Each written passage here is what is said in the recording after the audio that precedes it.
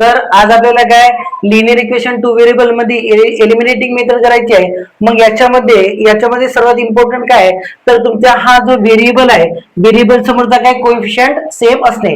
तर हा ए चा कोएफिशियंट तर सेम नाही बट तुमचा बी चा कोएफिशियंट काय आहे सेम. जर कोएफिशियंट जर सेम असेल तर आपल्याला काय पाहायचं आहे त्या समोरचे साइन या दोघांच्या समोरचे साइन हे पॉझिटिव्ह आहे आणि सेम आहे म्हणून आपल्याला काय करायचं आहे सबट्रॅक्ट करायचं. काय करायचं आहे सबट्रॅक्ट इक्वेशन कोणतं करायचं तर सेकंड कशामधून तर फ्रॉम फर्स्ट. ठीक आहे मग फर्स्ट म्हणून करायचं तर फर्स्ट वाला इक्वेशन काय आहे 3a plus 5b equals to 26 minus काय a plus 5b equals to काय 22. तर काय ते 3a minus a 2a 5b get cancel 26 minus 22 किती ते 4 a इक्वल्स टू काय येणार आहे a इक्वल्स टू काय ते 4/2 म्हणजे a इक्वल्स टू काय आला 2.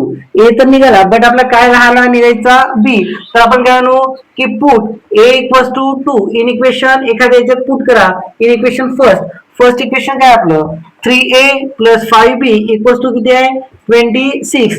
3 इंटू a च्या जागी 2 प्लस 5b इक्वल्स टू काय 26. 3 टू चा काय येणार आहे 6 plus 5b equals to 26. LHS ला 6 पॉझिटिव्ह तिकडे गेल्यानंतर निगेटिव्ह म्हणजे 5b equals to 26 minus 6. 5b equals to किती 20. b इक्वल्स टू काय 20/5 म्हणजे b इक्वल्स टू काय येणार आहे तुमचा 4.